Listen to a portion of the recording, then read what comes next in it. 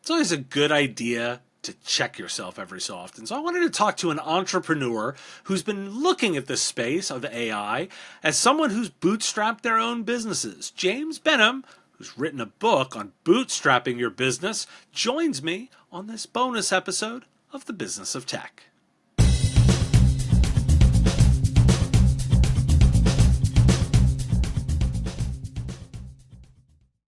Alinea Partners is your sales readiness assessment company.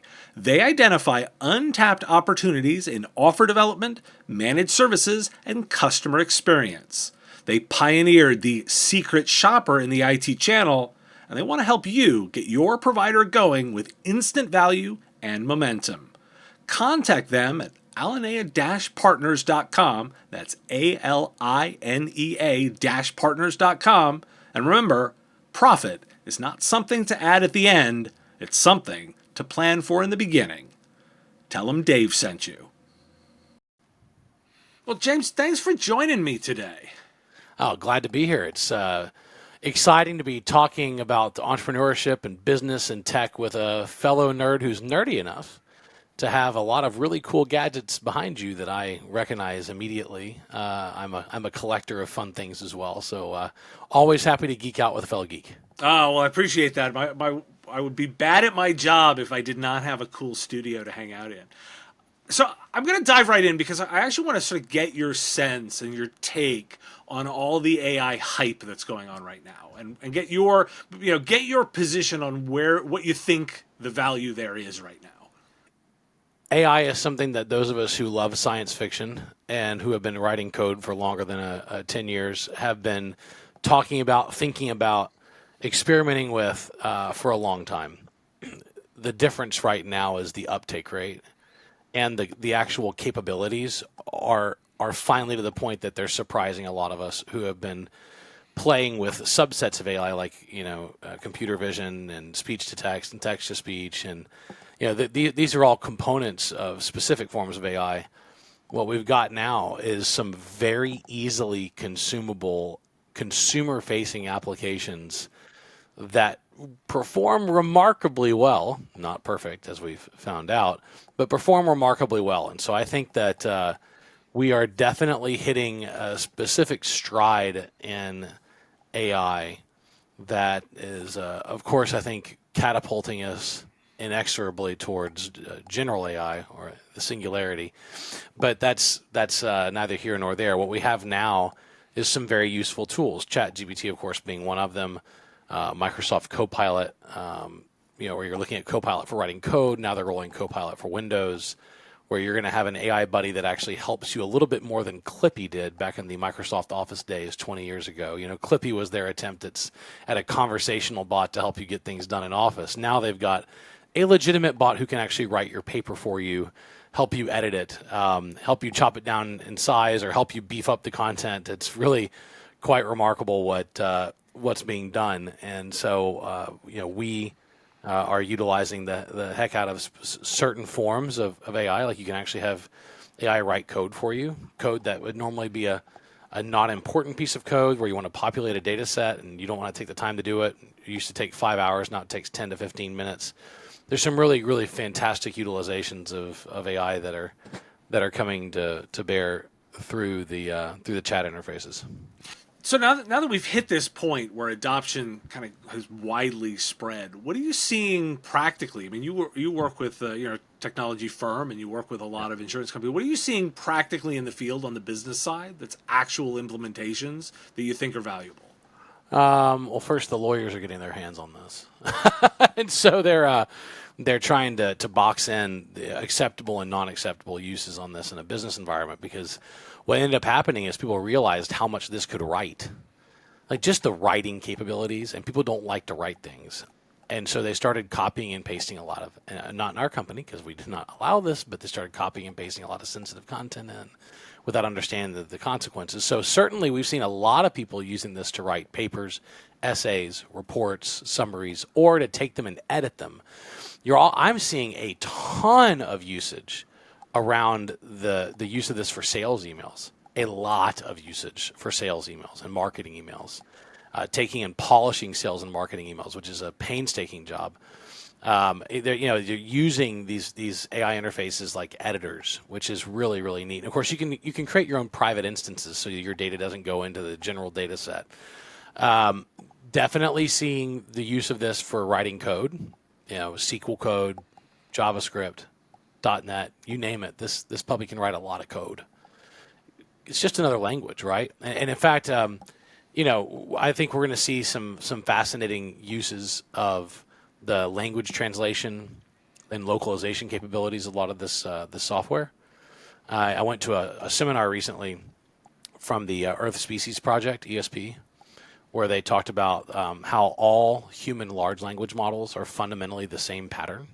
They took the top 10,000 words in every human language and they mapped them geometrically so that words were connected to other words that were similar to them, and the maps in every language were identical. When you actually mapped it out graphically, it looked like a hand. And when they lined all of those up, right, they could say that this word apple was in the same place in every language. There's some fascinating things I think that are going to unlock the world around us that we really can't imagine. But there's some really super practical things that technology companies, of course, we see a lot of this, and it just manifests itself in the everyday slog that people have is editing emails, editing papers, writing papers, writing code, editing code. We even did a fascinating experiment where we took some really old Python code and we had it upgraded to the latest version of Python and then optimized the code, and it chopped this much code down to this much, and it compiled successfully in the latest version of Python. So I mean, it's able to do some really cool things that would normally take a couple, 3 weeks to do. And so it's a big deal, and it's a big disruptor for the knowledge industry. When you have a lot of people who are copy editors, or they're producing they're designers, they're producing 20 or 30 logo ideas, and you can kick that to an AI bot to actually generate your logo ideas for you, or write copy. This is going to be a very disruptive tool for knowledge workers in both a positive and potentially negative way. So what are those concerns that you're really worried about? I mean, I'll just give my biases. Sorry, I mean, I don't think that we're actually going to be replacing people. I think we're going to actually accelerate people. I think when you take a person plus AI is better than a person alone. But AI alone is not good enough and won't generally create the creativity necessary. I think it's an accelerant. But what are the concerns you have about putting AI into various business applications?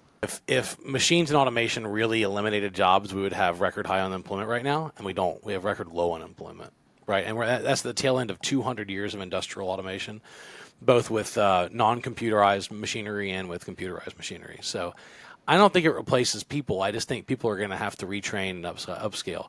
We've got more open jobs than people looking for them. So we need humans. We need humans to think. We need humans to be more productive than they've ever been.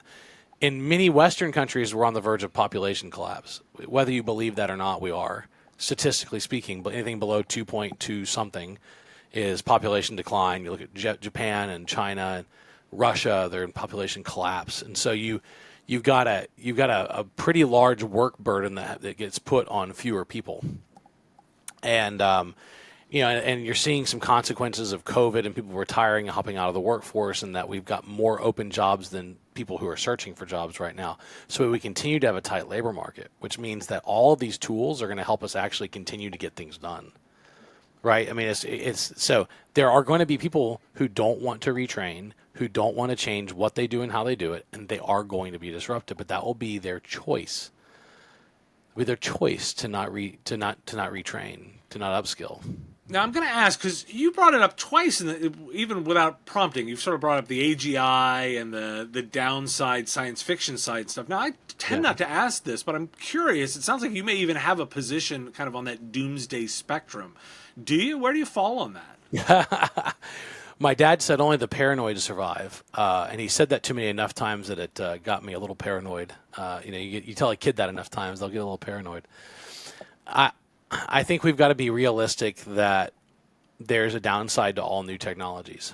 There's a huge downside to nuclear weaponry. There just is. Right? It required a lot of legislation to protect ourselves from ourselves. That was a technology that could have wiped out the planet. There's a lot of there were downsides to carbon fluorocarbons, CFCs. They punched holes in our ozone layer, and we had to regulate those. I mean, look, I'm a capitalist. I'm like a really hardcore capitalist, but I also recognize that for capitalism to function, you have to have a minimally regulated government framework that allows it to grow and scale and flex. And so, we're going to have some big downsides on this that are going to have to be regulated. And so I think all of these technologies, and AI is going to be one of those ones that we're going to have to have a common set of framework around privacy and data ownership. And you're seeing that right now in the litigation that's occurring between content owners and the companies that are scraping that content to train all their AI machine learning models, like in all their AI models in general, right? They're consuming vast troves of content, including copyrighted books. Now, I'm a book author, right? So I don't want my book scraped for unrecognized content, no revenue at all whatsoever, so that it could train a bot and it can use my content in a response on a question. So there's a lot of things being worked out between the publishing houses and the intellectual property ownership conglomerates around who owns the data too. Those can be quote unquote doomsday scenarios. The big doomsday scenario that the fear mongers like to shove in everybody's face and is really the fear mongering around jobs disappearing permanently. And I just don't think that the last 200 years have yielded enough evidence to suggest that would happen. We have more vacation time, more sick time, more leisure time than we ever have, and we have the lowest unemployment rate in recorded history. Well, it's all positive, and I think we're simpatico on a lot of the thinking. I always describe it as like, look, I'm a full-throated capitalist, but I want guardrails so that the state of play is fair, and that we can all compete and we understand. And there are some questions that do need to get discussed with more than just the individual businesses. There are larger questions. Now, I want to actually pivot a little bit here, because one of the other things that you've spent a lot of time focusing on is the idea of bootstrapping businesses. And I actually want to pivot here, but it's connected, because this is one of those new technology areas where people have to make some level of investment, be it in skills, in education, and potentially in technology to get there. But if you're running the kinds of businesses that are bootstrapped, that generally thematically are often cash strapped, how do you combine those two needs to invest in innovation while at the same time bootstrapping yourself up as a business owner? Yeah, in bootstrapping, the reason I wrote a book about it, it's called Be Your Own VC, was because I really felt like there's a lot of books and a lot of discussion around how to put a pitch deck together and raise money. And there's not a lot of discussion about the fundamental tools needed to take nothing and turn it into something, or take a little bit of something and turn it into something. We started this business with $5,000 in my dorm room. I used the $5,000 to buy a computer and some equipment, and to fund my first few weeks of operations. I built a service business that allowed me to generate a profit, and then I consumed years and years and years of profit to build a product line. And then we took that product line to market in 2006, became the second largest bidding network in North America for construction, and sold it in 2018. And so we consumed a lot of capital to get there, but we generated the capital that we consumed with the services we delivered, right? Which is our bootstrapping model. I think bootstrapping and innovation go well together. It's just the slow, painful way to innovate. The reason I think they go well together is that you're generally building a machine that can actually run on the fuel that's in the tank, rather than needing the tank constantly refilled with fuel from someone else. And so I think that's one of the key things, is that bootstrapping builds efficient machines, not just machines that are high growth. And if you look at, and look, full disclosure, I'm a limited partner in a few different VC funds. So I invest on the other side of this as a VC because I recognize where returns are, and I'm a capitalist. But I strongly recommend bootstrapping principles to all the companies that we invest in, because they help them become more capital efficient. Growth at all costs is wonderful as long as greater fool theory applies, right? As long as there's a greater fool willing to pay a higher valuation than you paid, even though the company's not generating a profit yet, it works out great. But you're looking at what happens on the opposite side of that market. You got a bunch of people on the tail end of the market, because the ultimate tail end of the VC market, because venture capital, private equity, then the public markets. The public markets are being very critical of companies that can't generate a profit, and they're not willing to pay the high multiples. And so when you don't have that big out, then it compresses all the valuations below it. And you see a whole lot of venture capital-backed companies getting very concerned and trimming their workforces back about becoming cash flow neutral or cash flow positive. So I think bootstrapping really helps you build efficient machines that can last. At the same time, it's a very painful, very slow way to build a business. Growth at all costs allows you to build a high-growth enterprise that can really do rapid market acquisition. I mean, look, ChatGPT, OpenAI, I mean, they've consumed an incredible amount of capital before they started generating revenue. And I'm not sure that would have been possible, like the giant quantum leap they did without venture capital. I don't know how they would have bootstrapped their way into what they did. And so I think there are some things that just really need outside capital. There's a lot of things that do not. And you end up with this wonderful thing at the end of the day if you bootstrap, and that's called control. You have control over your enterprise. And so it allows you to make your own decisions and pivot and change without having to go raise another round. Well, that's a good place to end that. So, James, if people are interested in learning more, where's a set of resources for them to find that? Yeah, you can find out about me and the book at jamesbenham.com. Looks like Benham, jamesbenham.com. My company is called JBKnowledge. We've got almost 300 teammates, and we build software for the insurance industry. I've got a couple products, and really enjoyed being on the show. Thanks for sending people our way. And, of course, I'm very active on LinkedIn. You can just type in James Benham. I should be your #1 search result under James Benham. So let me know if you need anything there. Awesome. James, thanks for joining me today. Thanks. Appreciate it. And my podcast is called The InsurTech Geek. Check it out.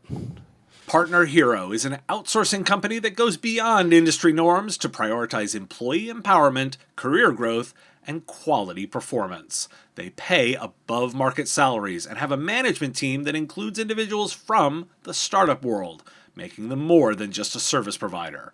They're also a thought partner for startups. With flexible terms to let you scale quickly and offices around the world for global coverage, you get a thought partner for your business with quality assurance baked into every program. You know, I believe in outsourcing. It's what IT services is all about. If you're ready to bring in outside customer support help for your startup that feels like it's part of your existing team, check out Partner Hero. Head on over to partnerhero.com/businessoftech to book a free consultation with their solutions team.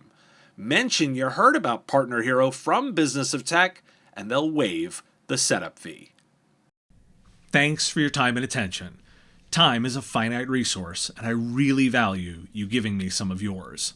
If you like this video, you can let me know with a like of the video, and even more valuable, hitting the subscription button. My content is all free, and I use metrics like subscriptions to pay the bills, so it has real value. The content here is produced under ethics guidelines posted at businessof.tech. If you're interested in more content like this, you can get access to content early via our Patreon at patreon.com/MSPradio. It's our give what you want model where you set the value of what you think the content is worth. If you like this podcast, you can catch it daily as the 5-minute news and commentary show, The Business of Tech, available on all your favorite podcatchers with links at businessof.tech. Just hit that big blue button to subscribe. Again, thank you for taking time out of your day to listen, and I really value the interaction. If you want to say something in the comments, I do respond and watch all that, and I look forward to talking to you next time.